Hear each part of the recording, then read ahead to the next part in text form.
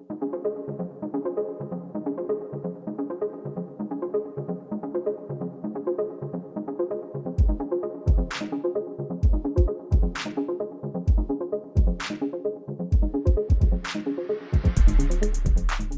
we get into the podcast, make sure to check us out on Facebook and Instagram at This Strange World Podcast and on Twitter at This Strange Pod.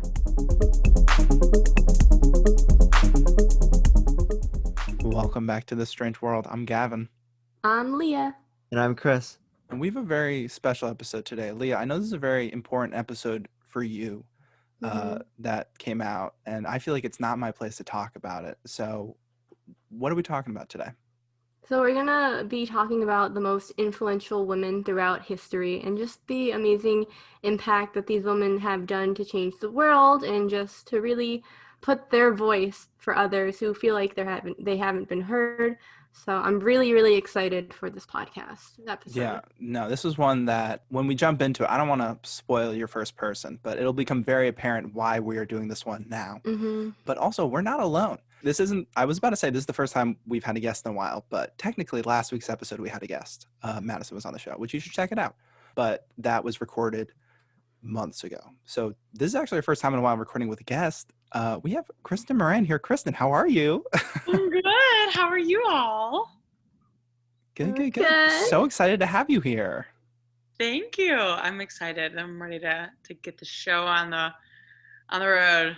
On the road. I know. Is it a show? It's audio. Do they do audio shows? I guess it's like it's almost like a radio show. Still a show, regardless. Still possible as that. We know Kristen from school, and we were like, we wanted to get a powerful woman on this podcast, a very influential woman. So we were like, no one else. There was no one else we could get. Kristen, you just graduated. Where are you now? What are you up to? All right, so I'm in what they call the heart of Virginia. So you know that song, Country Roads, Take Me Home, Blue Ridge Mountain, Shenandoah River?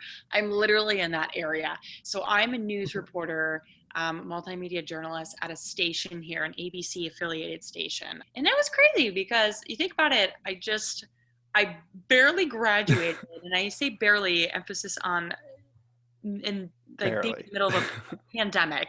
So I guess I graduated virtually. One would think they would have to walk across the stage, but I walked across my kitchen through some confetti and I graduated. So that happened, but it was very quick. I was fortunate enough to find a job in journalism, which is very important right now, very important time in what this country is going through. So I have been at my station since August, and it's been a whirlwind ever since. We're definitely going to look back at this one day and be like, oh my goodness, we were doing this in the middle of a pandemic. Yeah, I don't know how anyone's being productive in a pandemic. Like you just said, we're definitely going to look back and be like, what? We did that? Absolutely crazy. I know. It's definitely, and it's a very unique time right now in this world. So I don't know how, but we'll look back and be like, oh my goodness, this made us so much stronger, so much better for XYZ, just being able to adapt and handle kind of what we're going through right now. So. Yeah. Well, I don't want to waste another minute. Leah, let's jump right into it. Well, I want to stop hearing, as much as I love to hear my voice, I would love to stop hearing my voice. So Leah, take it away. Yeah, we're just going to go right into this. Now, a few weeks ago on Friday, September 18th, 2020, we lost a very special, powerful, hardworking woman. And Ruth Bader Ginsburg did so much for women's rights, gender equality, and so much more. She changed the way of life for women and LGBTQ plus communities. So I would like to take a moment to dedicate this podcast episode to her and her family. So today's podcast episode is going to be about powerful, inspirational, and strong-minded women that have changed the way that we live life today. So coming in at number one is RBG, and there is a lot I have to say about her just because she is such an impressive woman who is amazing, influential, and I personally really look up to her. So I'm just going to do a little background about her, and I guess I'll start off with saying that she enrolled in Harvard Law School in 1956 when there were only one of 9 women in a class of 500 men, which is insane to think about. Yeah, that's a lot of men. Too many sausages on the dance floor. I don't want to have to make this episode explicit. So we'll say that. So she actually, law school was pretty hard because her husband was also diagnosed with cancer, and she had to attend his classes, and take notes for her and him, which is just, could you imagine doing that? Talk about the odds being against somebody and then making that into like, oh yeah, that's just part of my story. Yeah, whatever. I had to take my classes and my husband's classes. I can barely take my classes. I don't know how I would take struggling. law classes. I'm in a government and media class right now, and let me tell you, this is why I'm not going to be a lawyer. That's insane. Well, not only that, but she actually typed dictated papers for her husband, cared for him and their daughter, and she still made the Harvard Law Review at the same time, which is just insane. And that's on being a woman. Like, back in those times as well, where women was just. What year did you say this was? 56? This one is in 1956. Oh my God. After transferring to Columbia Law, RBG became the first woman to be on two major LA reviews, the Harvard Law Review and Columbia Law Review. And she graduated at the top of her class in 1959. Wow. That's I don't even know how big the class is. So that was from Columbia Law or from Harvard or from both? I think that was from both. Actually, I think that was from Harvard, if that makes sense. Oh my God. Yeah. Especially like an Ivy League like that. Yeah. Well, Harvard, I don't know a lot about Harvard. No, actually I do. I toured it. It was a very solid option for me. Ithaca was my number one. Harvard was my backup. Harvard was my backup choice. Harvard was my backup. It's pretty hard to get into, but I was up there. Yeah, no, that's crazy. Yeah, so in the early 1970s, Ginsburg became the director of the Women's Right Project at the ACLU. There, she litigated gender equality cases, winning 5 of 6 cases she brought before the Supreme Court. Justice Ruth Bader Ginsburg was the second woman ever appointed to the Supreme Court of the United States. What's the RBG quote where it's like, there won't be enough women on the Supreme Court until there's 9 women? Something like that? Something like that, yeah. I know what you're referring to. It's just about like, it's more so of like, how can we look at a Supreme Court and be like, we're totally fine with all men, sitting on that and making decisions for both men and women.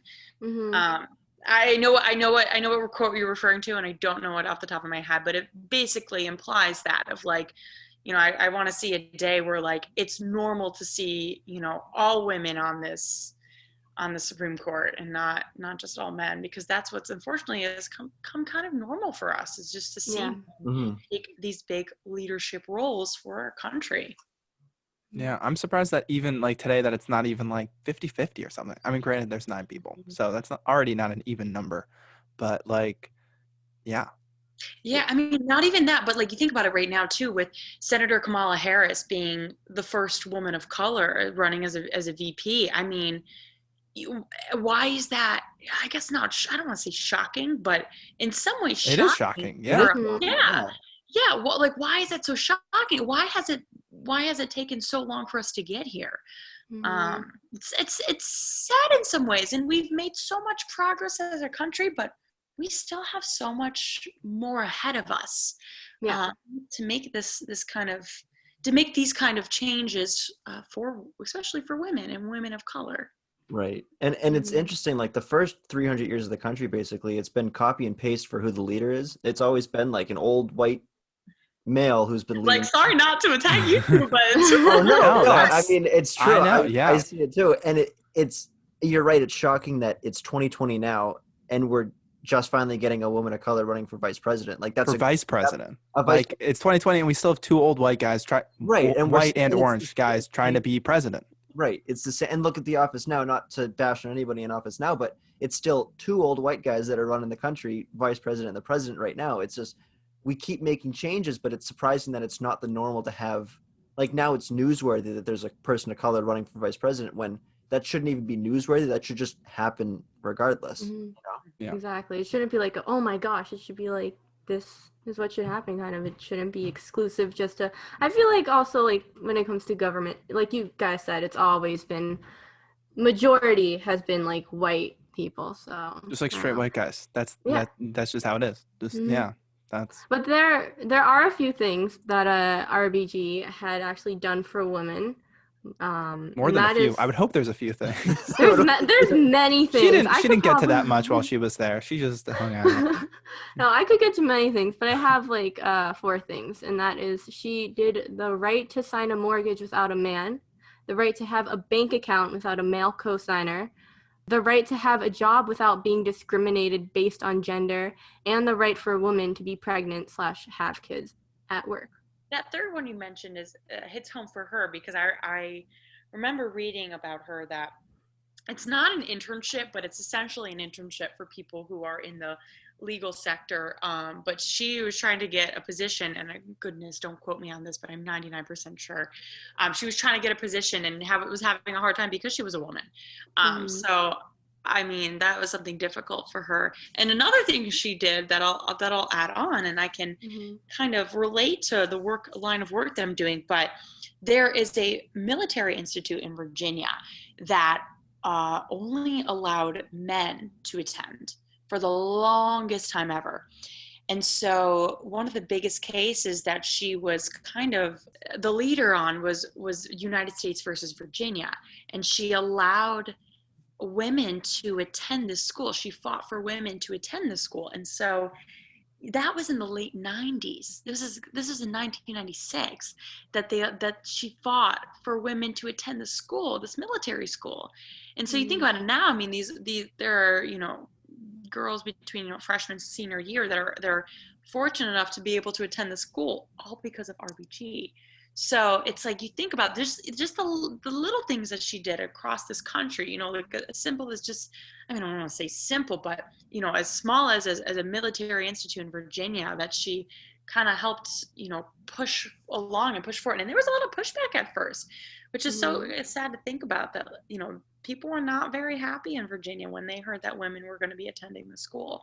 So that's, another big impact is like, that's her thing is just gender equality is so important that she fought for. And it's so important to have a woman with her mindset on the Supreme Court. So it's, honestly, I guess it's worrisome in a way of like, where is the Supreme Court going to move next? And who is going to be fighting for this kind of justice for not only women, but, people of all backgrounds moving forward. It's my little tangent on that. Yeah. I mean, wasn't there also, I feel like the past few years, it's been like so many RBG movies, like documentaries and movies. Wasn't there a movie that was called like On the Basis of Sex? That was like, there was that one, and then there was another one called like, it was the big one that came out. There was a bunch, yeah. There were a bunch, yeah, but I want to see the On the Basis of Sex movie. It seems just really interesting, and it has a pretty strong cast, I think, as well. Yeah, I can't remember the actress's name, but yeah, no, it was a stacked cast.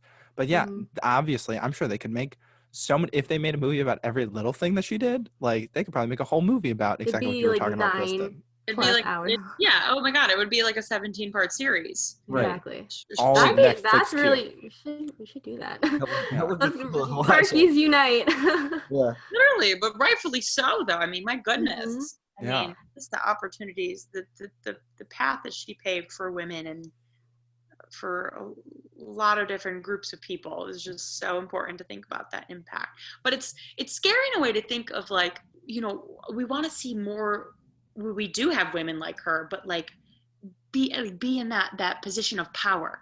That frightens me. It's like, what direction are we heading in this country? I hope and pray to God that we aren't reversing in some ways with taking steps further into, choosing someone to sit on the Supreme Court or choosing someone for Congress, that might reverse these decisions. You hope not.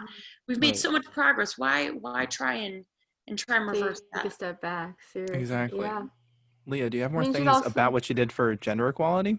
Yeah, she actually made something that said employers cannot discriminate against employees based on gender or reproductive choices, and that state-funded schools must admit women, and women have the right to financial independence and equal benefits, as well as juries must include women.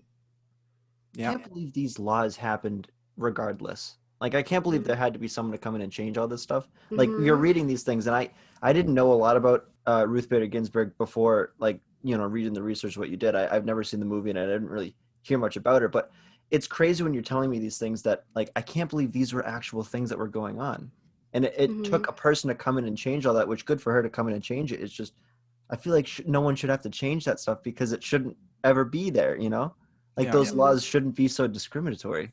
Exactly. And I Exactly. know at least speaking for myself and probably speaking for Chris and part of it for you guys I know at least I grew up in a bubble basically. And then now I've gone to Mhm. college in a bubble that it's like we've been very fortunate of being able to like be in a society of people where people are treated pretty equally, but Mhm. then like totally take for granted the fact that there's a lot of places around and I know saying this as a white man, I hate it. But like that there's so many places even still around the US. I feel like I mean, obviously around the world, but I know there's other places around the world that are even better that like Chris was saying that this wasn't the way people thought it should like someone had to come in and clarify basically. Mhm. But I just want to say, like, thank you to her so very much. Seriously, from the bottom of my heart for everything that she had done. And honestly, she will be missed and loved and remembered forever. So thank you, Ruth Bader Ginsburg. Justice, Ruth Bader Ginsburg. Rest in power and peace. Yeah, Mhm. really. Absolutely. One more thing before we move on to the next person. I feel like there were I saw so many tweets when she had died about people being like, it's so crazy that the lives of so many people and like the reproductive rights and like so many things relied on like this old woman not dying. Like if you like look at it Mhm. in context, that's crazy. That like you were saying, Kristen, of like, hopefully we're not going to take a step backward, but like we really don't know. I think to also like end on a more kind of happier note, since that was kind of like Yeah, not to be a downer. it was really amazing. Yeah, not to be a downer, but I do want to Well, this say whole that episode, it's not about being down. It's about up yeah, and influential people and exactly. strides and everything that's been made. And yeah, Strides. I like that. The yeah. stride. But I do want to say that her personal trainer, Brian Johnson, honored her with push-ups by her casket, which I saw the video. I was about to tear up, but I just thought it was beautiful, honestly. So Honestly, last note on that, and an up note, my girl was kicking it in the gym harder She than I was. ever had mm-hmm. these past like 5 years. Amen. No, she was going hard.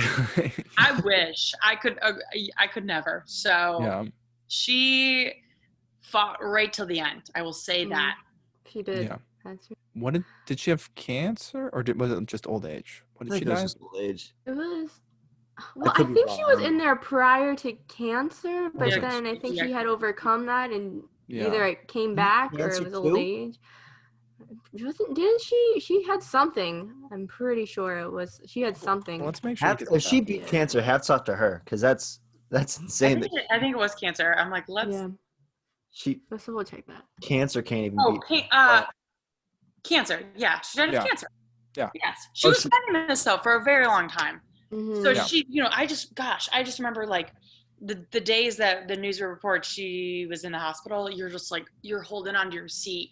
You're like, please, not yet, not yet, not yet. So she fought her way to the end, the very last minute, as best as she could.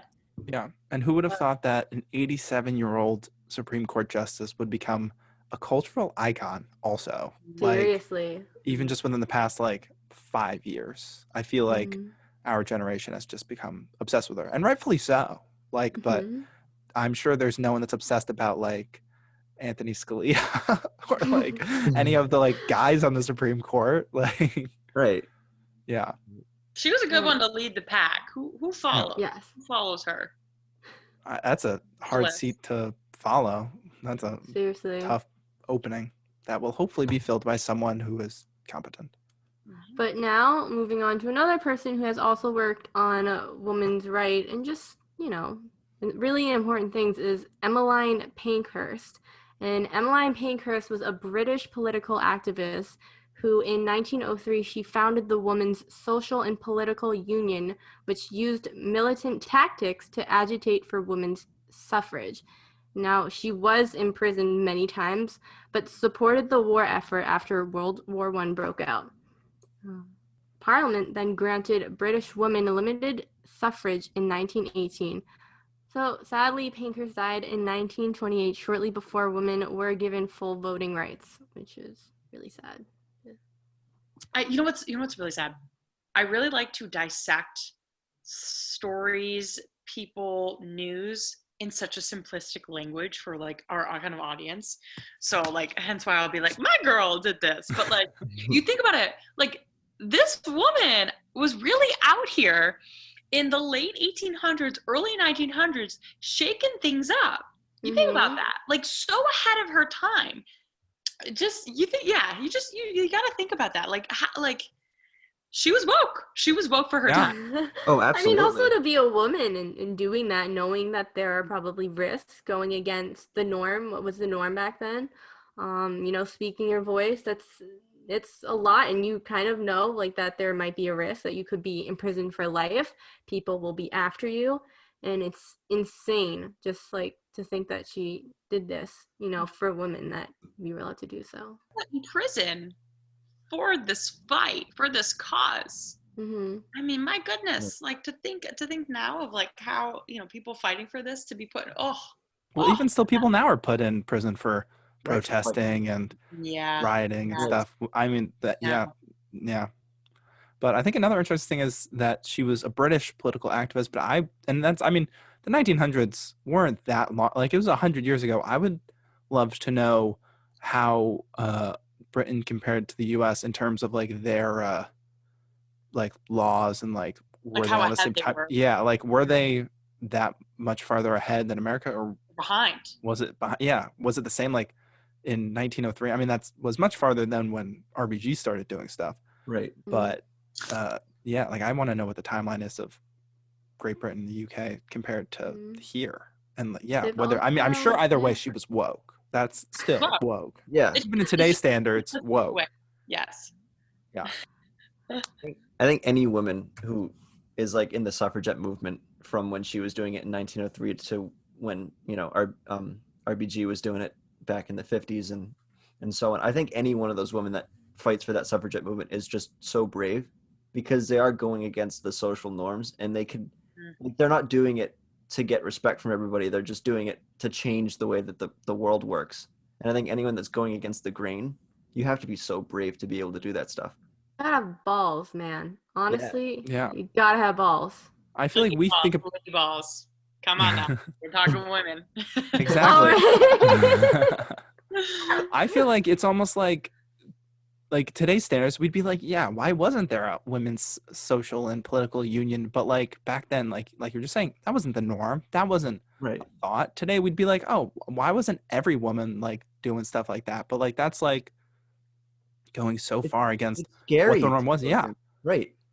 And she was imprisoned, and like that there were real consequences. You didn't know what was going to happen. Like, and people fight like that. They weren't, obviously, like you were just saying, they weren't doing it for themselves. They were doing it for the future. And I think that's also, I mean, I feel like every person we talk about, it's going to come back to RBG, but like, that's exactly like her. I mean, cause her career was very documented, is maybe the best word to describe it, that like we know all the different things that she accomplished, and that like all of it was for the future of women and stuff like that. So I'm sure that's where all these different women are coming from. Yeah.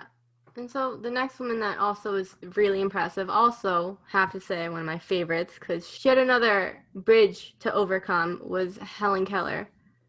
So with her, at 19 months old, she lost her sight and hearing to an illness.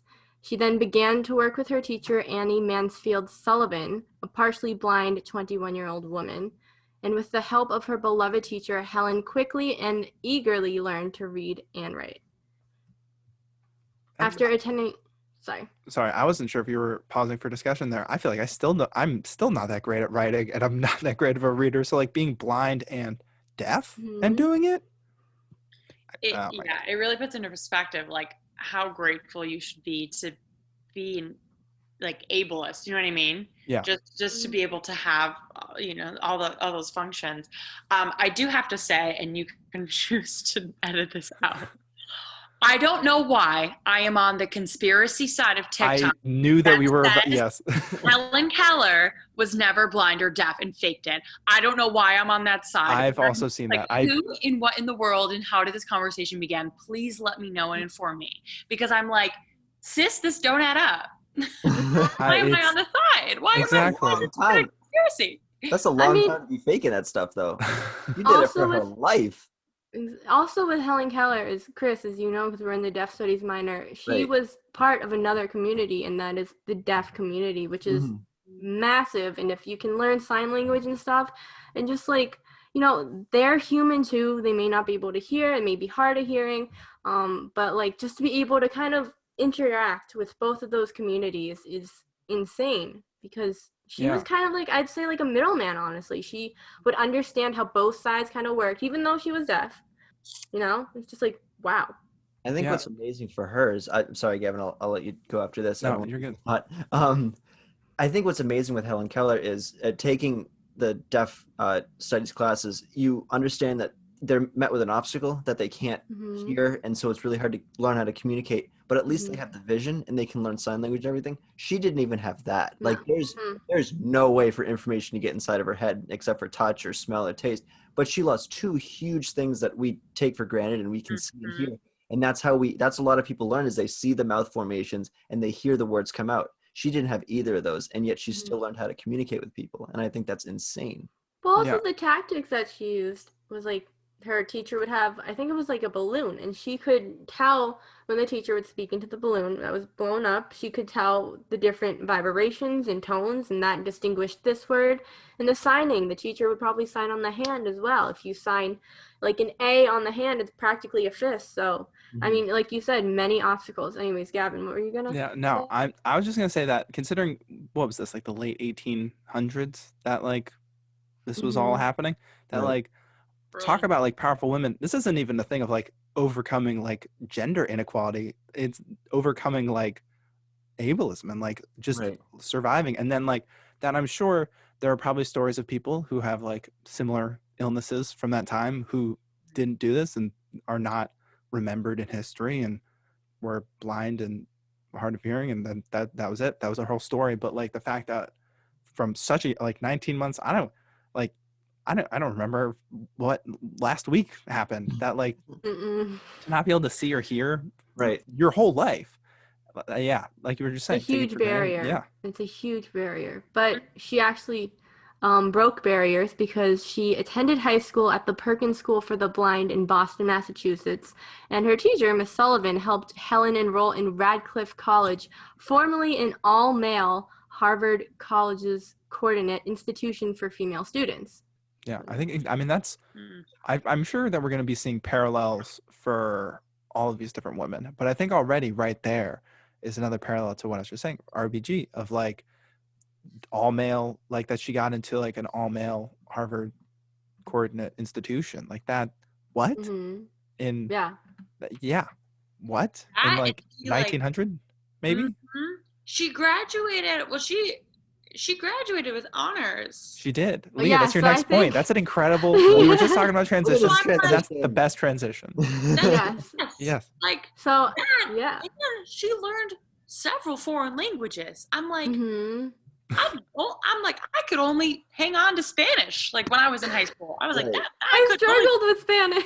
I can barely speak English. I don't know how people do that. And I'm like, my job is to speak to people, and I can't even speak at times. So my goodness, I mean, you really know, you put that in perspective, like just that the drive and the determination that you need to have to do that. And to push yourself. And I'm sure there were some hard times, some low lows, but she had some high highs. Yeah. Exactly. So you said, actually, with hard work and determination, Helen graduated cum laude in 1904, becoming the first deaf-blind person to graduate from college. So there you go. Insane. Wow. I know. I'm sure even for just like a deaf person or a blind person in 1904 to graduate from college was probably huge. But to be the first deaf-blind person to graduate from Harvard as a woman in 1904, like Kristen keeps saying, it's just putting it all in perspective. That's Well, let me insane. just say also that there's two types of deafs. As some people don't know, there's big D deaf, whereas you are completely deaf. You don't hear anything, no ambient sounds, no nothing. Now there is little D deaf, where you can hear ambient sounds, but you still either need a hearing aid or a cochlear to maybe heighten those sounds or the language. So I think she was big D deaf. like I nothing. can She say was like in a nothing at soundproof all. room. That's wow. pitch black. Was her blind? Because I assume there's also different levels of like blindness. That like, do you know if she could see figures or if it was then like nothing? I don't think she could see anything. My bad. It does say that the deaf in the Google search does have a little D deaf, so maybe she was able to hear like ambient sounds. But even Well, then just let's to, take like, all that away. Anyone could do that. Was hearing a little bit. yeah, exactly. No, So that's still. then, Oh my god. I actually had a teacher in high school who was more little D deaf, so he would hear a little bit, but he looked at you and looked at your mouth when you were speaking, and he could read your lips so well that he knew exactly what you're saying. He was probably one of my favorite teachers too. yeah. Mm. No, it's insane. It's a superpower. Yeah. It Oh my is. god. It's tough to do that all day. Think about 8 hours on the clock for school. Mm. Oh, It's exhausting. Oh my goodness. I think what's crazy about Alan Keller too, and I don't want to be repeating myself, but in our deaf class, we were hearing stories about people that go to Gallaudet, and they were saying that when they were in school, like they were in mainstream schools, and they felt that they were always behind in terms of how to read and reading level and English skills because they can't hear anything. So it's really hard to stay on top of the kids that are also hearing. And the fact that she graduated from a Harvard school deaf and blind still with honors, like she took all of the disabilities that she had and just like, forget about them. Like she's like determined. She makes them like her own thing. Like it's not even I'm sure it impacted her a lot, but I don't want to say a Yeah. swear, but you can She accelerated into you can like. duck this out if you want, Leah, but she made her disabilities her I'll put a quack in. There like was she the really quack. did put a quack in there. No, I agree. No. I think you're 100% right. 100,000%. But after she had graduated cum laude, she began her life's work of helping blind and deaf people, and she appeared before state and national legislatures and international forums.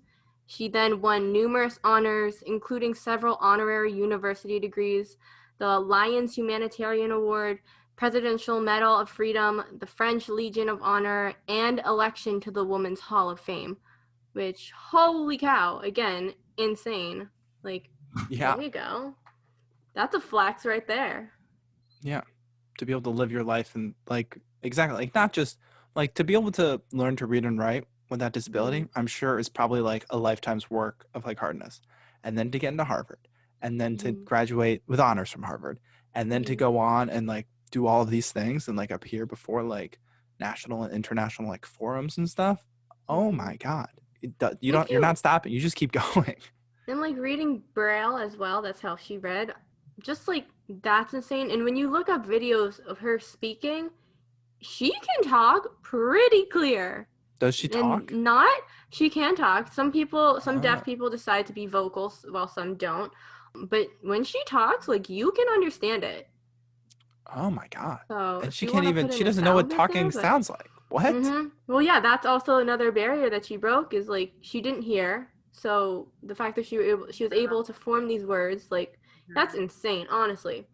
But she met every president of the United States from Calvin Coolidge to John F. Kennedy. And now, based on the legacy of Helen Keller, the foundation strives to prevent blindness and deafness by advocating research and education. So she now has a foundation to prevent blindness and deafness for research. Going, just out of curiosity, where they're at, the foundation of like trying to, what tests have they been, which strides have they been making? Just it's something that I did a little quick, like really quick kind of looked up, but it's still it has those good intention morals. It's not like they're trying to just like change everything about a deaf or blind person. If you want to check it out, definitely check it out. It's really interesting. I hate to have this whole episode just being us being like bewildered, being like, wow, that's insane. But like, oh my God, that's insane. It is It's insane. Oh my Yeah. God. The next lovely lady, like Kristen said, was Amelia Earhart. Now, Amelia Mary Earhart was born in Atchison, Kansas on July 24th, 1897. She defied traditional gender roles from a young age, and she played basketball, took an auto repair course, and briefly attended college. During World War I, she served as a Red Cross nurse aide in Toronto, Canada. Earhart began to spend time watching pilots in the Royal Flying Corps train at a local airfield while in Toronto. Amelia Earhart was an American aviator who set many flying records and championed the advancement of women in aviation. She became the first woman to fly solo across the Atlantic Ocean and the first person ever to fly solo from Hawaii to the U.S. mainland. Wow. And just to repeat what you said, the first woman to fly across the Atlantic Ocean and the first person to fly from Hawaii to the U.S. mainland. Wow. Yeah. I think what's sad about Amelia Earhart is she did all of these things. Like Gavin was saying, she was the first person to fly. She was the first woman to fly across the Atlantic Ocean. She was the first person to fly from Hawaii to the mainland. But if you talk to the average person, they know Amelia Earhart because of she disappeared. Like they don't know her from She flew. Yeah, She was a pilot. They match her with the pilot and they match her with disappearing, but they don't match her with the first woman to fly across the Atlantic Ocean, the first person to fly from Hawaii to the mainland. The barriers she broke, exactly. As a female. Yeah, for Right. female pilots, because that is still, I feel like we're trying to normalize. It's like, again, I hate to go back to TikTok, but I am on pilot TikTok, and there are What? female, yes, and there are female pilots, and I'm like, yes, sis, like we love to see it literally, but it's so sad because I keep up to date with their content, and they have to respond to men in their comments saying women don't deserve to be pilots. I'm like, and this is a whole, I want to say 100 years later. Right. Yeah, I think so.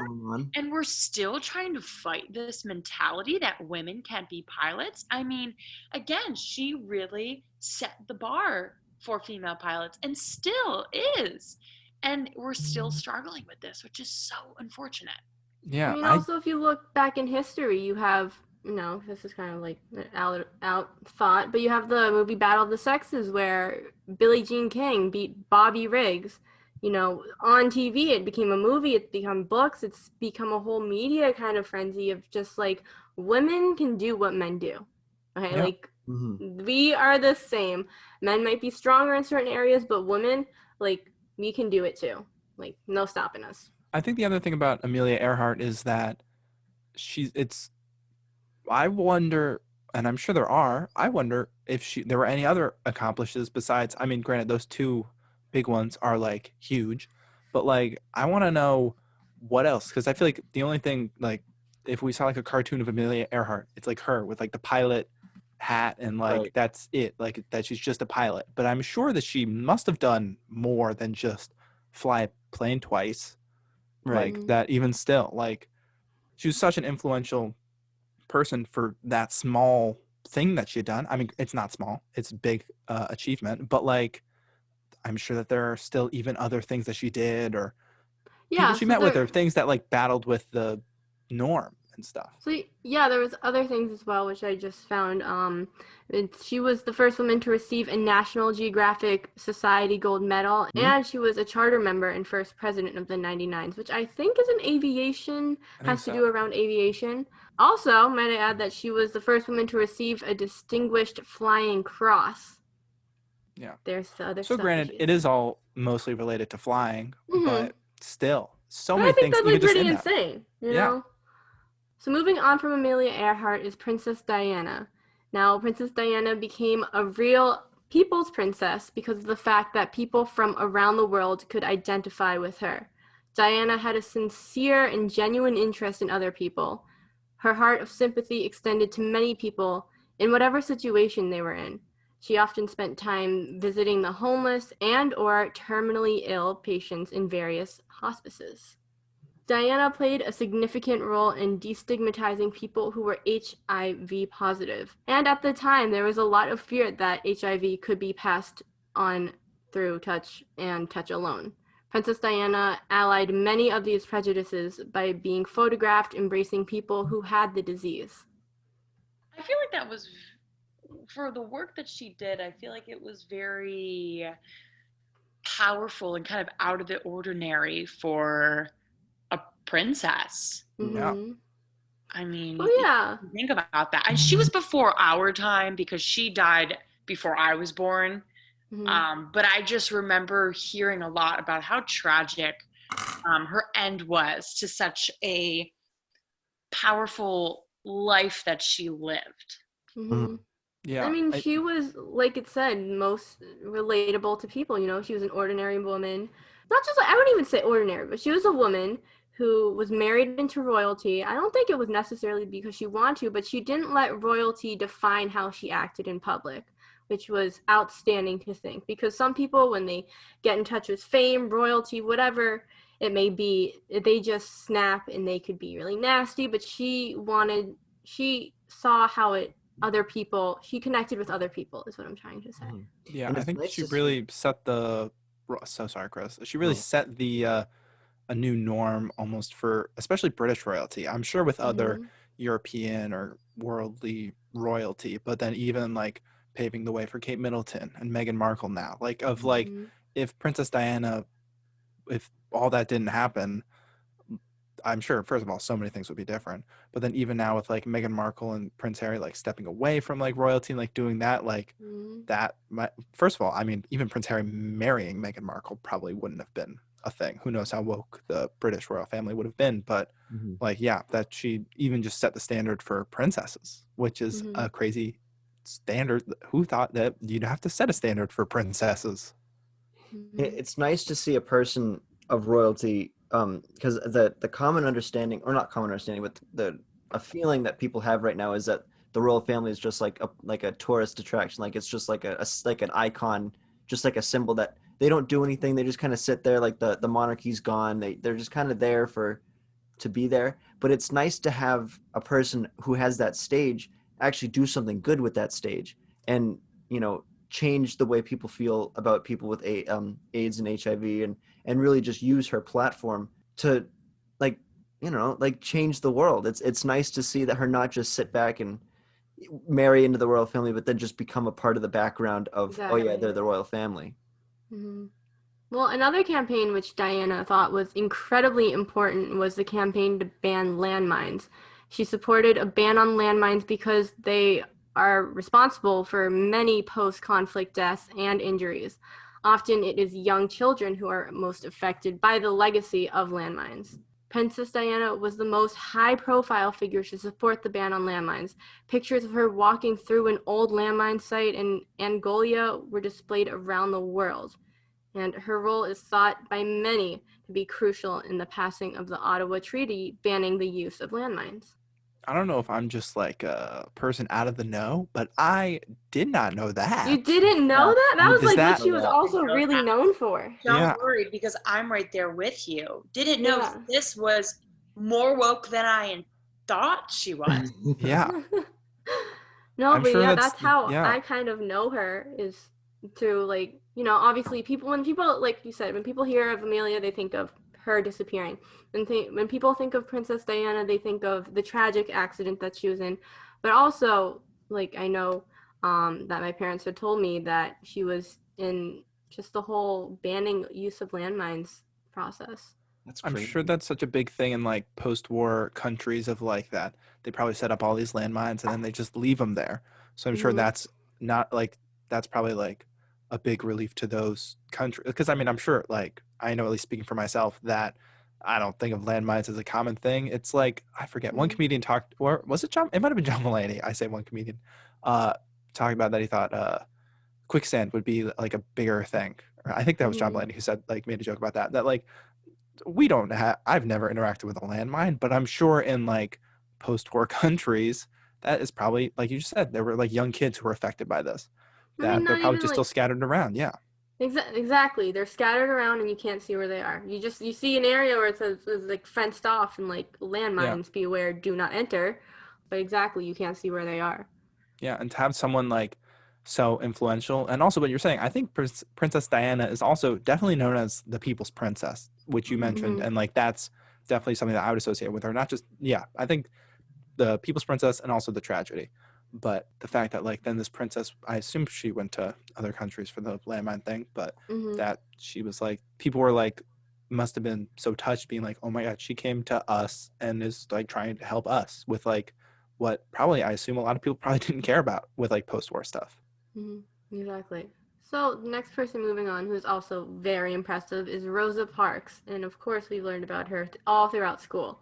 Mhm. And Rosa Parks was born Rosa Louise McCulley on February 4th, 1913 in Tuskegee. Tuskegee, Alabama. Park's childhood brought her early experiences with racial discrimination and activism for racial equality. In one experience, Park's grandfather stood in front of their house with a shotgun while the Ku Klux Klan members marched down the street. Rosa Parks was a civil rights leader whose refusal to give up her seat to a white passenger on a segregated bus that then led to the Montgomery bus boycott. Her bravery led to nationwide efforts to end racial segregation. Parks was awarded the Martin Luther King Jr. Award by the National Association for the Advancement of Colored People, the Presidential Medal of Freedom, and the Congressional Gold Medal. Way to go. You go, Good for girl. her. You think of all that she has done for this country to help us move forward. And it's sad in a way because not only are we dealing with a health pandemic, but we're still dealing with a racism pandemic. Mm-hmm. You know, you think about the Black Lives Matter movement, BLM movement, Mhm. that is still, people are still fighting for justice, fighting the same fight that she fought for Mm-hmm. people of color. And it's Mhm. just, it breaks my heart that, yes, she has made so many strides for society. But again, we're still fighting for some of these same rights. Mm-hmm. Yeah. Yeah, I think it's even like I yeah, she's one person that like I know I learned about in school, and I'm sure you guys did too, and like great, like thank goodness. But saying like I wonder, I'm sure that wasn't the path she wanted to go on in life, was to become a civil rights leader, because I'm sure when she was young and probably learning about how society is and stuff, and like even probably even before she was like really aware of it, like people probably don't strive to be civil rights leaders because you would hope that there's no need for that. Mhm. But like starting from that, like sitting on the bus and like going on from there, and then I'm sure even before then, like you said, of like grandfather on the porch with the shotgun while KKK people walked by, that it's like that her discrimination on the bus wasn't the first thing, and goodness, it wasn't the last thing. And Right. like I mean, there, yeah, but there were also two minorities and two barriers that she had to overcome. One was that she was a person of color, and two, that she was a female. yeah, And during that time, really harsh times, really unequal, it's just so many barriers that these women have broken throughout history. It's changed the way, and hopefully will still continue to change the way how the world revolves. yeah. I like that. I mean, you've been picking incredible people, and I've Mm-hmm. previewed the list. I know that we've got a few incredible ones left, but Mm-hmm. I think another, even, I don't like keep using the word insane or crazy, but like next, like the crazy things that you do is that so many of these women have more than just, it's more than just the fact that they're a woman that they have to overcome. Like with this, the racial thing, or Helen Keller with like the ableist Mm-hmm. things like that. There's like, and the fact that they could have just not done that.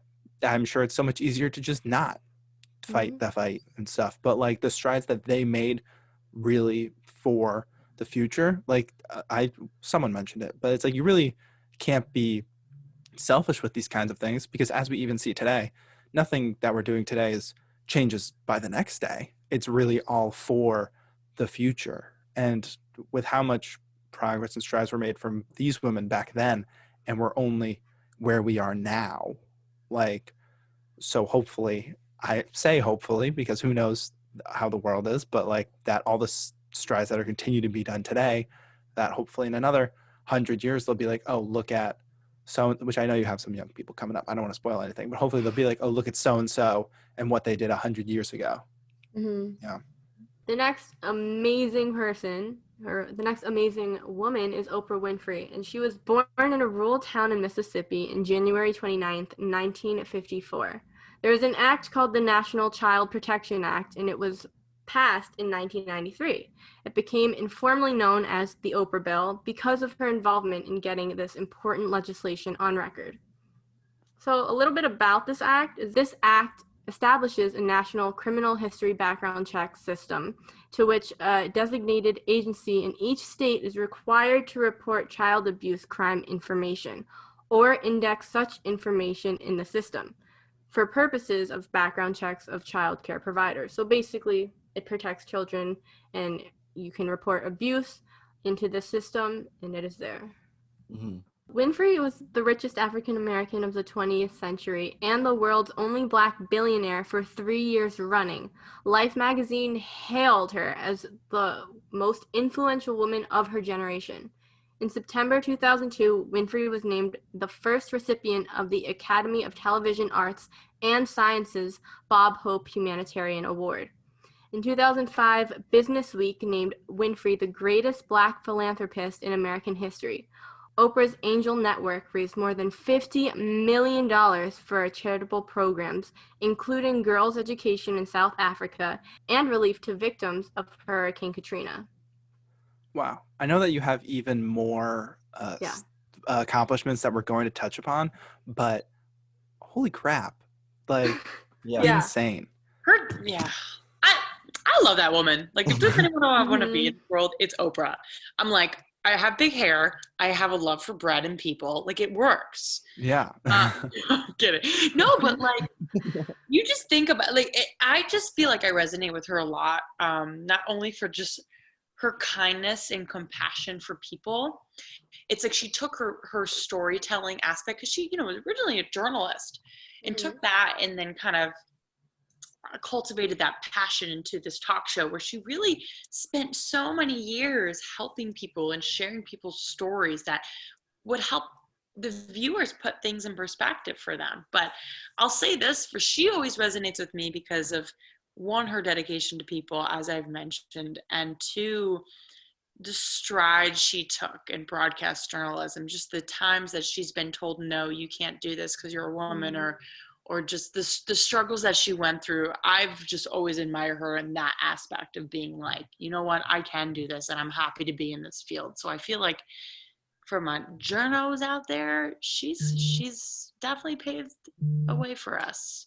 I think also with her and your personality, Kristen, she's very warming as well. It seems like it's super easy to talk to her. She just seems just like a person that you could spill your guts out to, be like, this is what's up, and she would not judge you, not even by a hair. She'll be totally understanding. I don't know her. I've never met her, but that's just kind of like the vibe that I get from her.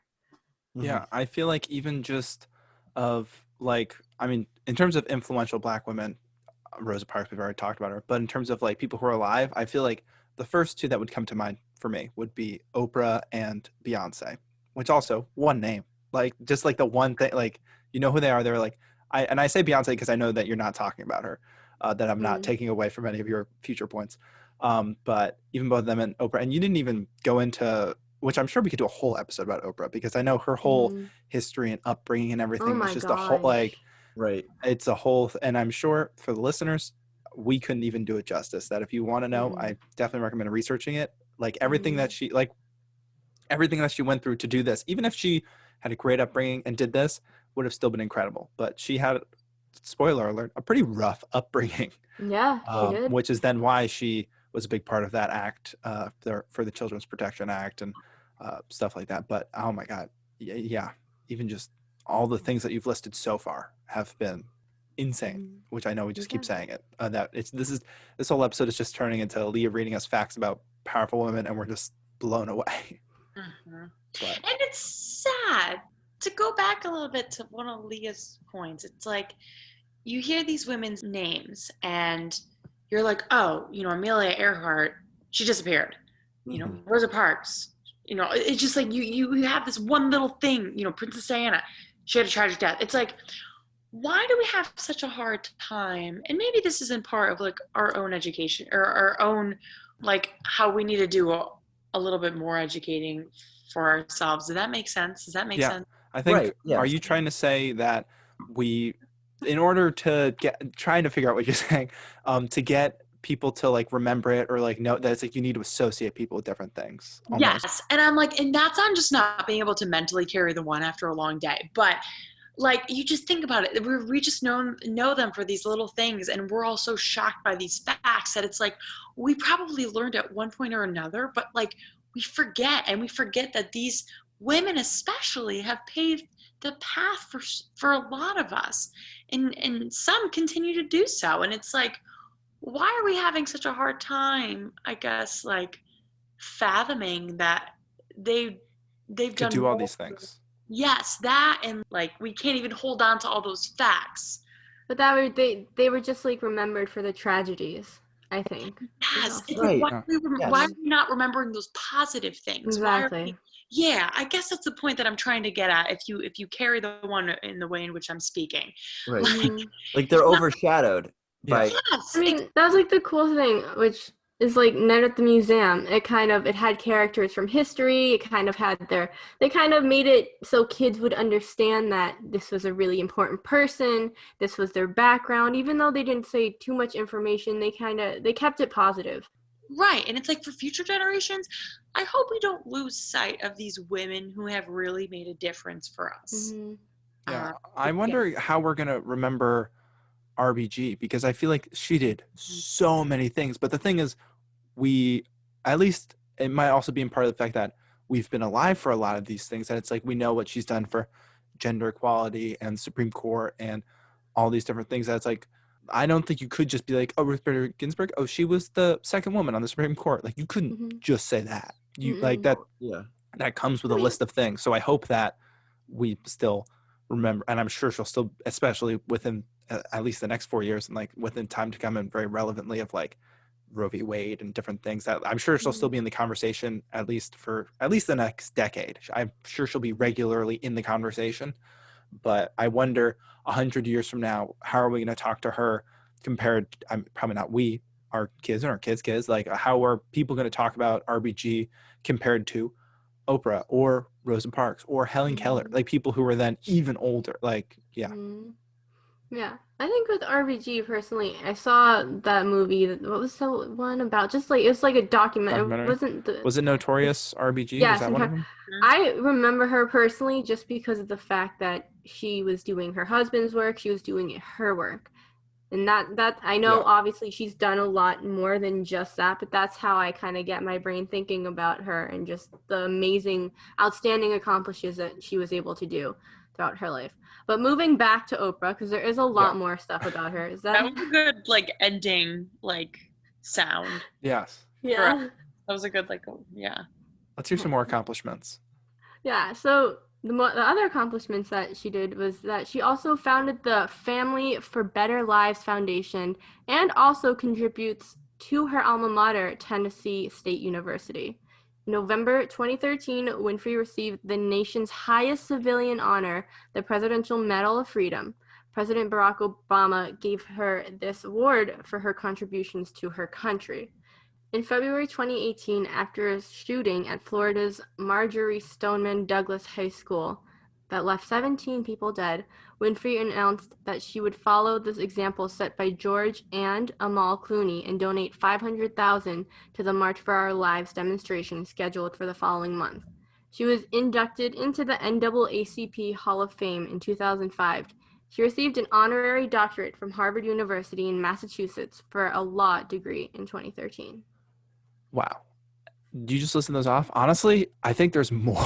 Like, there's not even everything. There was a lot more. Yeah. There was, but I was just like, that page would also been really long. Well, because like Chris was saying earlier, that like this doesn't even touch upon, I mean, it does touch upon how she helped people, but like her whole thing of like helping people and like with her show. And I mean, now she has like a magazine and like so many other things, but like just her drive to help people and like make a difference and take her rough upbringing, and like she wasn't going to let that define her, and goodness, she did not. Like I don't even know how we could define her. Like you just listed off a page's worth of stuff, and that was probably nowhere near as many of the things as there are. I'm like, what does Oprah's resume look like? Can she fit that on one page? What would she? Right. What would she put on one page? Like if it was like Oprah make a one-page resume, like what would you choose? I'd like, love to see it. List you said, I'm like incredible. Yeah. Right. I'm trying to look up her resume. She's done so much stuff. I think her walking herself, like if she was going to apply for a job, she would just walk into the door and her resume would just be her, you know? Like, yeah, no, they don't need a resume. They don't even need a resume for her. God, I just have so much love for that woman. I really do. Oh my goodness. Yeah, it's long. So many reasons.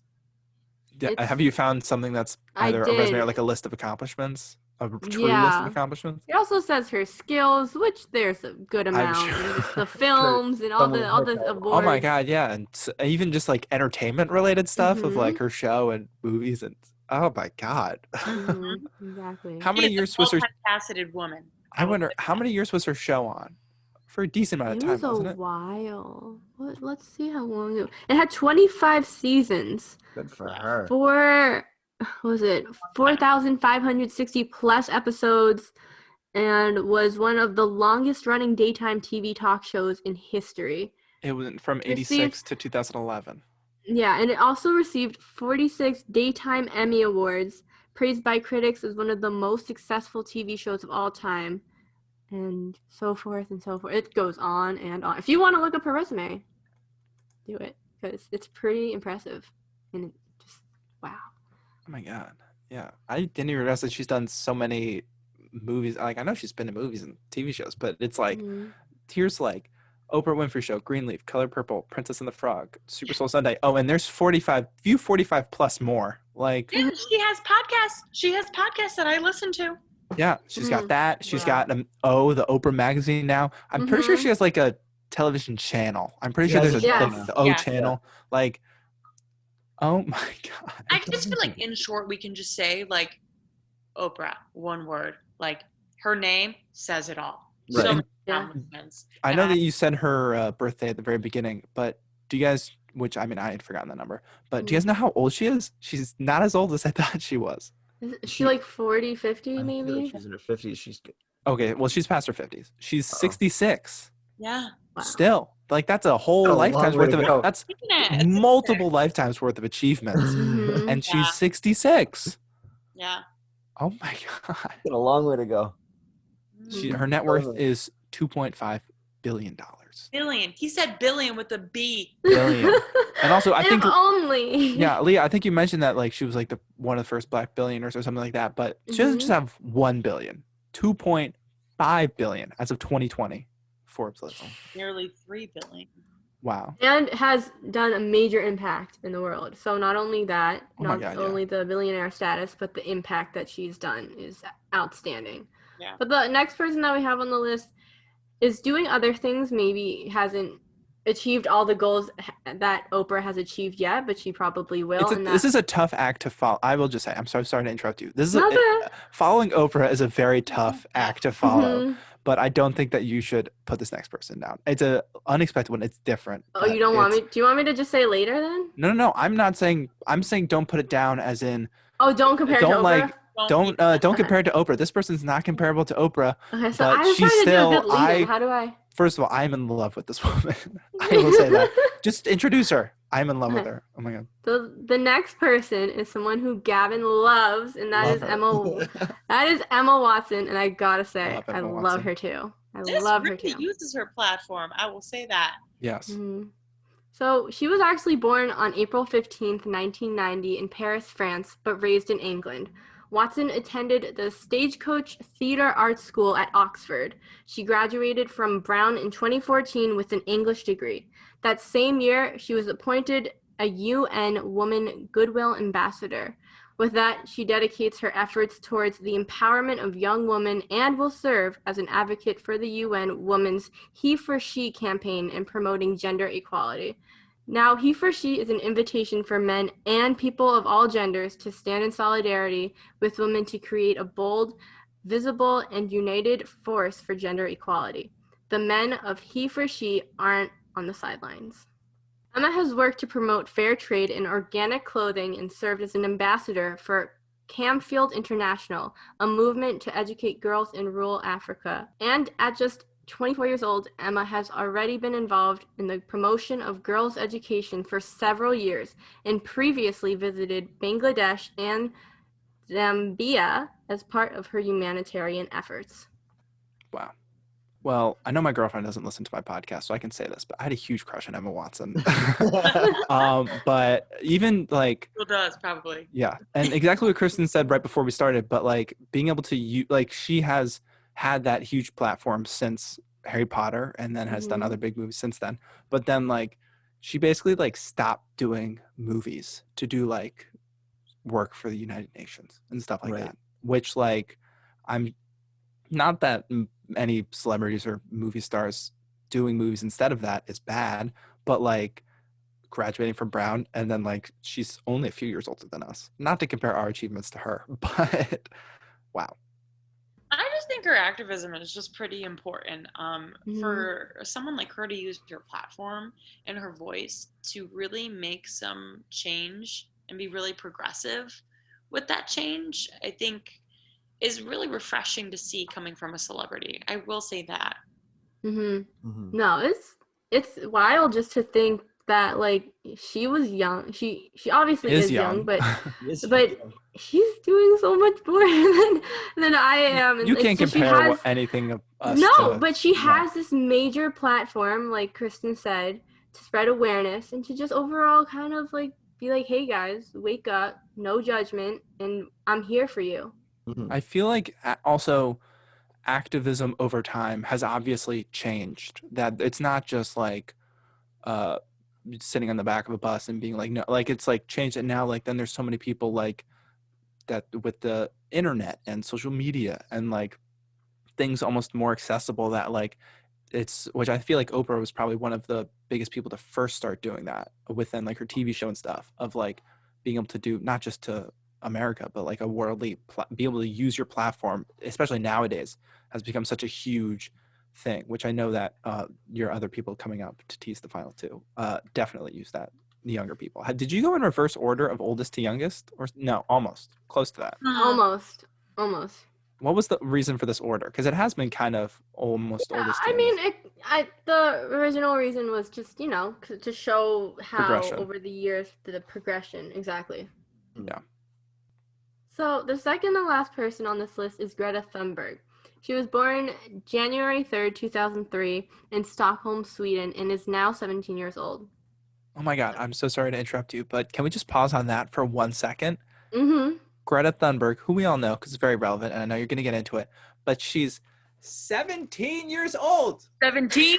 Not even considered an adult yet. Like, hello? 2003? She was born in 2003? She's a true Gen Zer. That's true. Seriously. Yeah, no, True. we're all like in-betweeners, but like 2003, that's getting in the thick of it. This is really out here, but she's in high school. Finish. Mm-hmm. Yes. Sorry, Leah, tell us about Greta Thunberg. You just got, like, Gavin and I just got like really excited for a second. Sorry. Kind of like So Greta Thunberg actually has Asperger's syndrome, which means she doesn't operate on the same emotional register as many of the other people that she meets. She dislikes crowds, ignores small talk, and speaks in direct, uncomplicated sentences. She cannot be flattered or distracted. She is not impressed by other people's celebrity, nor does she seem to have interest in her own growing fame. Thunberg began a global movement by skipping school starting in August 2018. She spent her days camped out in front of the Swedish parliament, holding a sign painted in black letters on a white background that read "School Strike for Climate." And I would try and read it in Swedish, I think it is, but it would be like She's like, that's above my pay grade. She didn't say school strike for climate. It was whatever the Swedish version of that is. For all you Swedes listening to this, shout out to Sweden. Come here, Sorry, Rita. I can't pronounce it. In the 16 months since, she has addressed heads of state at the UN, met with the Pope, sparred with the President of the United States, and inspired 4 million people to join the global climate strike on September 20th, 2019, in what was the largest climate demonstration in human history. Greta has succeeded in creating a global attitude shift, transforming millions of vague, middle-of-the-night anxieties into a worldwide movement calling for urgent change. Wow. I mean, all that. I'm sorry. I'm just like, what And- am I doing with my life? Oh, I know. Like, and she's so humble about it. It's like, Mm-hmm. not that the previous women that you mentioned aren't, but like, just for being so young. I feel like people our age are like, oh, look at what I did, like, and I'm only like X years old, like, and I'm so young. Like, no, sis is really out here and like is really making some changes. She is a mover and shaker. She's right up there with them. Well, by the time that, I mean, during that global climate strike in September of last year, she just turned 17 at the beginning of this year. So that means for this big thing, she was 16, which means that she was skipping school at 15 to go camp outside of Parliament and be like, strike for climate as 15-year-old.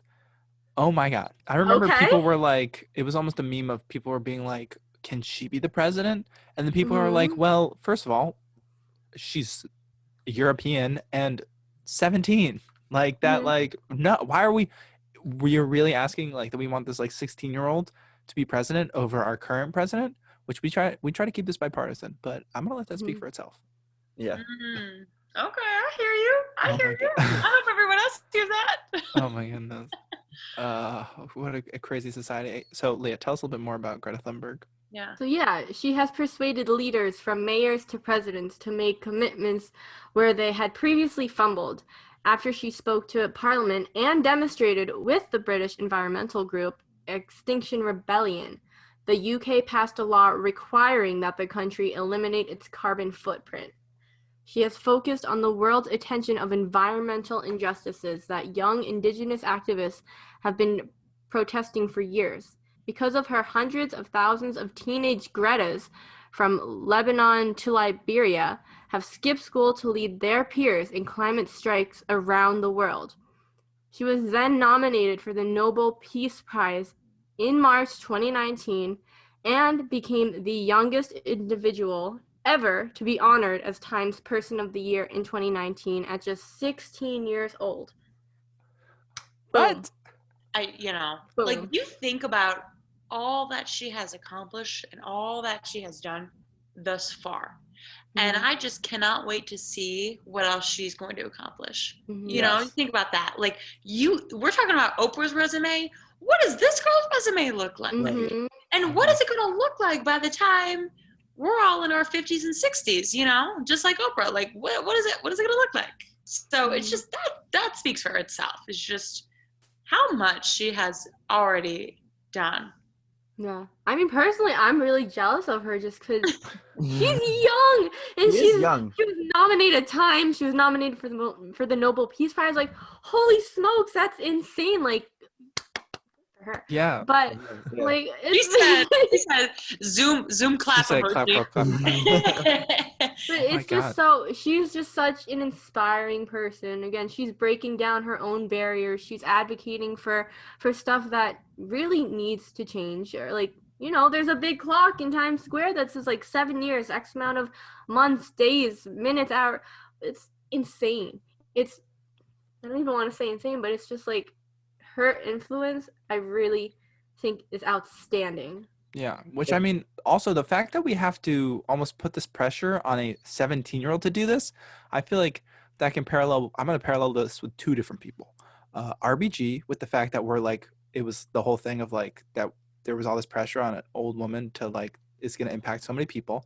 And also I want to relate it to like Rosa Parks of how it's like, this is the same type of thing where it's like, she probably wanted to do stuff that was like, she probably wants to do environmental stuff, but like, she probably never envisioned that she would be like an advocate for stuff like this. Like, I'm sure that she never thought that she was doing this, but now almost she's gonna have to. I'm sure she wants to, and she wants to advocate for like the environment and stuff. But now, like, she's 17. She already knows what the rest of her. We know what the rest of her life's gonna look like. That it's gonna be her advocating until she's like old, and then she's gonna die, and we're gonna be like, oh no, the climate. Like, if like, what if Jesus, I hope this is not what happens. But what if like the same thing happens where it's like people are relying so much on one person for that? Like what the RGB? I don't even want to say that, but well, you wonder when you were saying in your little thing there, Leah, that she's inspiring hundreds of thousands of Gretas, like quote unquote Gretas. She is an inspiration for a lot of people that are our age and younger, that you're going to get a lot more people who are going to be fighting for the same cause. So you wonder if we're going to rely on one person or if we're going to rely on everybody, because everyone's going to be inspired by her and there's going to be more people that are going to come forward and do exactly what she's doing. So the voice is a lot stronger, I think.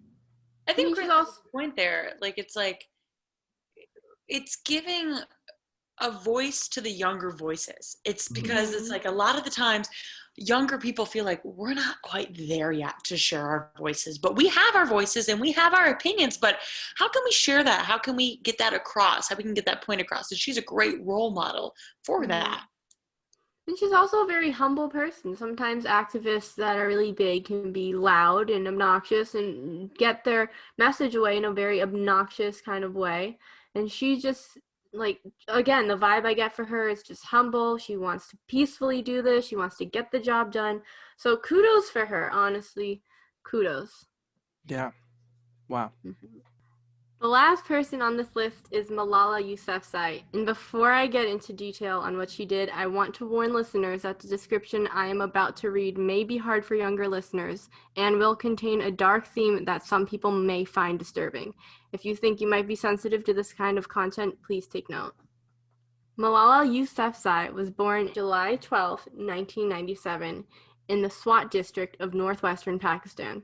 On October 9, 2012, a Taliban gunman boarded Malala's school bus in Pakistan, asked her name, and shot her 3 times in the head. Her crime? Speaking out about education for girls. Fear lost and bravery triumphed. A figurehead of our time, the shooting of Malala was a watershed moment, propelling a teenage girl into an overnight stateswoman for equal rights. In 2013, Time magazine listed Malala Yousafzai as one of the 100 most influential people in the world. On October 10, 2014, Malala co-received the Nobel Peace Prize. Let's not forget, she is only 23 years old. The thing I love about this story, and it's a really tragic story, but the thing I love about the story is the gunman went on that bus to kill her and silence her, but it backfired, and now it really just opened the floodgates up to her being an overnight sensation to exactly what he was trying to silence. So it kind of like the gunman, in an effort to silence her, actually gave her a platform to do exactly what he didn't want her to do. Exactly. It's such a, I don't want to say crazy, but it's such like a turn of events that it really just it's such the biggest backfire for the gunman. You know? I think it's more of like a tragic way of how she got that was the way to attract attention as to what she was doing. Kind of. Like, you can correct me if I'm wrong. That's just my personal take, is that a tragedy struck to her, but like you said, it flooded the gates with, now this is what I'm preaching, this is what I'm trying to get across, and you know what you said. No, you're definitely right. It's a horrific way, but it also sparked an international outpouring of support for a right to education for everyone. And this, I want to say recently, but I also realized it's like sometimes I'm still stuck in this mentality. It's still like we're still in the 2010s, but anyway. I feel that. But I mean, this happened in 2012. So, I mean, it wasn't even 10 years ago. To think too that she was fighting for a right to education, and this is still an issue in a lot of places. It's just her fight didn't go unnoticed. Her fight for her own health, and then her fight for this kind of justice. I mean, it shocked waves. It definitely impacted the world. Yeah, and I think just like the same point I've made also about a few other of these women is that I don't know exactly what she was planning on doing with her life, but now, like, because she's basically been given this platform, not given, I'm sure she didn't want all this to necessarily happen to her, but because of what happened, and now that she has this platform, like, she probably feels like she has a duty to do exactly what she's doing and like be that person to speak out for it. And who knows what she would have been doing otherwise, maybe something similar. I know in an edited out section, Kristen mentioned that you read about her in high school. I know I read the book in high school, her book, that like even like so quickly after, like it's not like we're like, oh, back in the 80s this happened, like wow, that's crazy, and now we're talking about it. It was like soon after the fact that happened. Like she wrote a book about it, like boom boom boom, like oh my god. I like you said, one of the 100 most influential people in the world in 2013. Like, yeah. Oh my God. I mean, yeah, there's other, as I also went online to see what Time had written, and it said in 2011, she was awarded Pakistan's first Youth National Peace Prize. In 2012, she spoke out against the Taliban. In 2013, she publishes her book, I Am Malala, and leaves Jon Stewart speechless. In 2014, Malala wins the Nobel Peace Prize. 2014, again, Malala named as one of the most influential teens of 2014 and the 100 most influential people. And in 2015, Malala is the runner-up in Time's Person of the Year poll. In 2015, again, Malala and Emma Watson hung out and discussed feminism, which is also cool because Emma was another person on our list. And last one is that in 2016, Malala advocates for Syrian refugees. I mean, you're just listening that out, and like you can only imagine. Again, we're going back to the resumes. Yeah. Which, like, Right. for what she's done, you know, like right now as a 23-year-old, and how much more she has ahead of her. It's just incredible. Also, I found it really interesting recently this year I want to make sure I'm right here. Yes, in Fort Bend County, Texas, they just had an elementary school named after her. Oh wow. Oh, Oh, You know, wow. like just the impact Yeah. globally that she has had at that age too. Again, I can't wait to see where her path takes her. Just incredible. Just the last two women that we're just speaking of, it's just like, oh my goodness, their lengthy resumes. Can't wait to see where it brings them by the time they're in their 60s. Yeah. And I think exactly what you're saying of like we definitely know they have a global impact because neither of them are American or did like initially start doing stuff here. That it was stuff of Greta Thunberg in Sweden and Malala in Pakistan. That like obviously it was a global impact because that was across the globe that like these things were happening, and then it was like brought here. And I mean, granted, it's America; it'll make it back here. But like, yeah, just the impact that these women have. That those I think are two great examples of like global impact and recent. That they're both young, around our age. Which again, Leah, I know you keep comparing. We can't compare ourselves to this. No. This is like next level. Like I don't even want to say once in a lifetime because as we already have seen, there's already two of them. And I mean, they're both fighting for slightly different things. But I'm sure if we did this in a year or like, I'm sure that there's just gonna be more. And I'm sure there's even some that not necessarily we forgot about, but I'm sure there's even other ones that we didn't touch upon. That it's like, oh yeah, there was also that young hundreds person. of thousands Yeah. of more people. That there's so many young people now, and I'm so glad that like the culture of activism and fighting for what's right is so. I mean, it's very relevant this year, especially with racial justice. But like now, definitely, Generation Z is like a force to be reckoned with. Like there will be some serious changes. And that's on that. Like Gen Yeah. Z and TikTok, like don't Yeah. mess with us. Like the power that we have. Again, like you're so right. Like these women have done so much for us, and it's like I cannot wait to see where the women of Gen Z will take us and keep up that work that the women before us have done. Yeah. No, Which I mean, exactly. that kind of works perfectly into this isn't the point of this episode, but if you've made it this far, vote. Like You made it this far. Vote.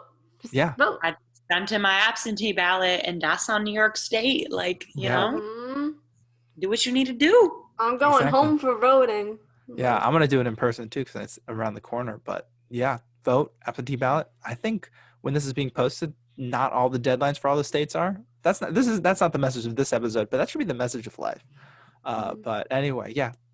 I mean, Make we're it right all there. now given this power to vote. You know, women weren't allowed to vote back then, but even if women were allowed to vote, there was a but, there was a catch. But now we can all vote and vote.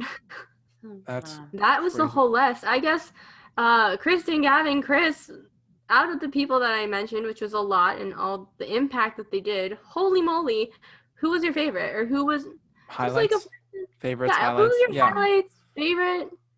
I have a feeling Kristen's gonna say Oprah as at least one of them. I mean, I'm sure we could. I love my girl Oprah, Yeah. but I mean, yeah, no, it's hard to pick. I wouldn't want to say favorites because I feel I like didn't want to say we would go back through Not the whole list favorites, and touch but upon stuff. But some like exactly. highlights, I would say, impactful, yeah, or ones that stood out to you the most because you learned more about them. Exactly, yeah. Yeah. So, I'm Chris, scrolling who was a person in this list, a woman in this list who stood out to you? I think for me, a woman that has really stood out to me was Helen Keller, and just how much she had to get over, and the fact that she did so much with her life and had so many accomplishments with her life, and really not having any way for any information to get in. Like she couldn't learn how to speak and to read the traditional way. She didn't learn. She couldn't learn how to learn in the traditional way, and yet she still made an impact on the world in given all the hurdles and the walls that she had to go through. I think that's just it. It's a testament to her strength and her resilience to get through those two huge hurdles and huge obstacles in her life. Yeah. No, I totally agree with you. Kristen, who on this list would you say? I think because it's recent too, but RBG, my goodness, it's still like it brings tears to my eyes, to be truthful, is just like, just think about her passing and just her impact, and you know how it's impacted, you know, me here as a reporter, and being able to tell stories that, you know, her work was able to impact the area that I'm covering and the viewers that are watching. Just again, her lasting impact, I think that really resonates with me. But I do have to say too is that kind of as we move down the list, as Gavin mentioned, you know, it kind of did get younger and younger with women, and it brings me a lot of joy and hope and faith that the next generation of women are definitely going to help us move forward, hopefully in a positive direction, and really bring a lot of change and bring a lot of justice for people of all backgrounds, because I feel like we're in a very interesting time right now in our country, and I'm hoping that we move in the right direction. No, I totally agree with you. Hopefully this will spark women, men, whatever, whoever, you know, to just get out there. If you have a voice about something and you want it to be heard, you know, get out there. And like, people may try and knock you down, but you know, but your message, and if you're passionate, go for it. Gavin, what about you? Who on this list would you say? yeah. I mean, just going off Kristen for a sec, this is definitely a very influential time, and like definitely gonna be a memorable time, especially 2020, and just how much we've gone through. And then it's an insane list that you really brought together, and such incredible accomplishments. And if we were really to talk about like a true list of influential women throughout history, we'd be here for another 2 hours. This has almost been 2 hours. But I would say another one that was one of my favorites was Princess Diana. I didn't know about. You gotta say. I was gonna say. Oh, you're gonna say. I was gonna say. I didn't know. I didn't know about the HIV stuff and the landmine stuff, and I think all these women share this, but I think she's another really good example of showing like the compassion and like really the care for people and the selflessness. And I think so many of these women have like so many of those qualities, and Oprah and Rosa Parks and RBG and everyone of like caring about, like, you can't do it for yourself. You have to do it for like the future, and like the impact that Princess Diana had, even for just other princesses, and to like pave the way for Kate Middleton and Meghan Markle, like I said, or even like, destigmatizing HIV, which is such a huge thing that nowadays we don't even think twice about. That like without her, who knows what would have happened with that and stuff. We think like, I'm sure that there's going to be things today that are stigmatized that in 20 or 30 years, people are going to be like, what? That was stigmatized, whether that's gender stuff, sexuality stuff. But then there's so many other people today that are like, have that compassion of like, change isn't going to happen by tomorrow, but knowing that like just helping the future and that, Yeah. Sorry to take your pick. Oh, it's okay. Well, I agree. I mean, they're all your pick. You brought all you did all the Yeah. research. But Leah, what is I don't even want to say favorite because I'm sure obviously these were favorites enough to get onto the list. Of course. But another highlight for you, which you could even talk more about Princess Diana. We could talk more about that. Of course. I mean, yeah, she's on there just because, like you said, she's a real people's princess. She really connected with people. She wanted to break stigmas. Safety was really important to her, as well as Helen Keller having the two barriers of being deaf and blind and graduating cum laude and getting all these prizes. And another person as well, RBG, when I heard about that, I was with my friends out at dinner, and my friend was like, holy moly, she just passed away. And I was honestly about to cry in front of a few people. I would say it's very valid. And I think within yeah. I don't even know the exact time set, but I think within half an hour of finding out that RBG died, you texted me and Chris, and you were like, I want to do an episode about powerful, influential It was women. literally like the first text, I think. This is how this whole episode came to be. It's, she was so influential. She changed so many things. So it was really important that, we made this episode. But I just remember I called my parents as well. My mom was like, and like when she gets like that, that it's like big. That she was shocked. And it's just, she worked till her last breath. She is just, honestly, I look up to her and outstanding, amazing, love her. Mwah. So she's definitely inspired a generation. So like Kristen was saying, I look forward to seeing how many more people start popping up and like really fight for social justice and equality. It's really great. Well, Leah, thanks for bringing us such a great topic. This is the end now. This was great. And this was a great conversation. Leah. Yeah. This took us a hot minute, and that's on powerful women. Yeah. That is on a powerful women. And you even moved quickly through some of those people. Like, we could have kept talking. Wow. Oh my God, this would have been 20 pages long. This is 11 pages, give or take. This could have been 20 plus. This could have been like 100,000 pages. But of course, like, there are so many other influential women that have impacted and still continue to impact to this day. Even though they didn't make it on this list, we know of them, we love them, and we support them. And just all around kudos. Yeah. Amen. Exactly. Kristen, thank you so much for being here. Thank this you was so much. really such a pleasure for you to be here. My goodness, thank you so much for having me. I am truly honored. I am so nice to be back with some refreshing faces and voices of IC. Oh, so nice to have you here. So glad that you could be here for, again, Leah, great conversation. This is, I think every episode that we have, we're always like, oh, that's like my new favorite, because then we get like, it's always like just more interesting stuff. But this one, this might be the top of the list for a while. This is my favorite. This is my favorite. Because first of all, we have another person who we love, and just like you're knowledgeable, Kristen, and and you care about this. And I think, like, I don't know if we said this in the recording or not, but we wanted Kristen because she's just warming. You can connect with her, you can bubble and vibe with her, and it was really, really important. So, Kristen, seriously, thank you so much for staying on this long call podcast. Thank you for having me. You guys are gonna make me cry in the club, making me feel like one of those twins on that list. I'm like, we're not even there yet. My resume isn't even there yet. Well, I mean, we can't compare ourselves to any of these people because some of them just have insane stuff already that they've done. We'll just continue to do it.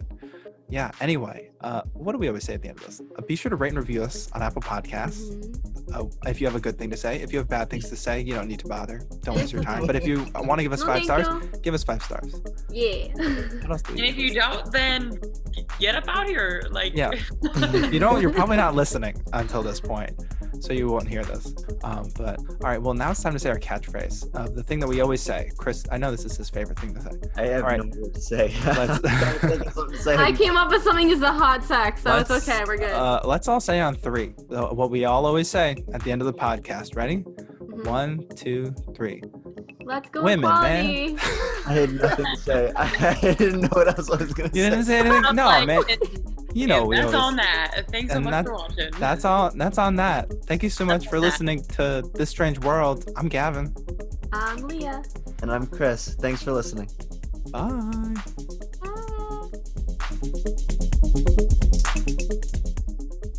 Want more of This Strange World?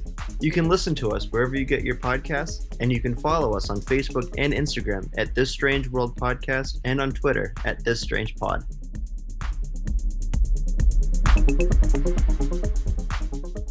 And now it's time for the sources. And we are obviously not experts on any of this, on most of the stuff that we talk about. But Leah did a lot of good research, and you got a lot of sources to go through. So, I'm pulling back.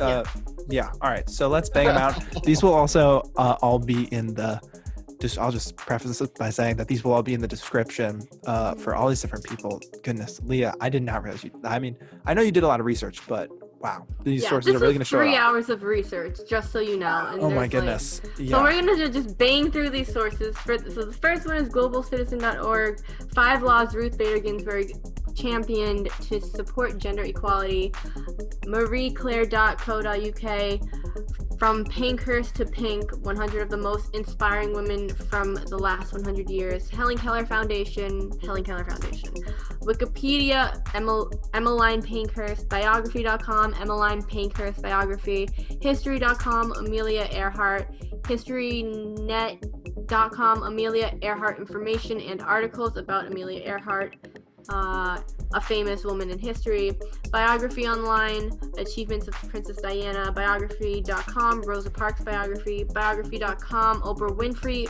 biography, vocal.media, Oprah Winfrey's greatest accomplishments, unwomen.org, UN Women Goodwill Ambassador Emma Watson, he for she, time.com, Time 2019 Person of the Year, Greta Thunberg, Wikipedia.org, Greta Thunberg, NobelPeacePrize.org, Malala Yousafzai facts, and the last one is Time.com. Malala Yousafzai turns 19 today and look at all she has done. Wow. I feel like now I understand why researchers and people who write like research papers, they never list off their sources. They just have it all at the end. Yeah. But I like our adding our sources. We're very much, if you're still listening, congratulations. Wow. It's been like 2 hours. Even in this episode, if this episode in particular, if you're still listening to the end of this thing, you are our biggest fan. Yeah. We love you. I mean, but I like still reading off the sources no matter how many there are, because it proves that, I mean, this whole thing, it's just us researching a topic and talking about it. And you basically, how many women did you talk about? Like 10, 11? You talked around, I think, 10 or 11. So that's, I mean, each one of these women, we could have done a whole episode about. And there could have been like 50,000 more. Yeah, but and these were just ones that... Yeah, no, this was really great episode. Kristen already left, which I would just want to say again, she's incredible. Yeah. Love Kristen, she's so great. Seriously. Really glad that she was able to come on. But overall, thank you so much for listening.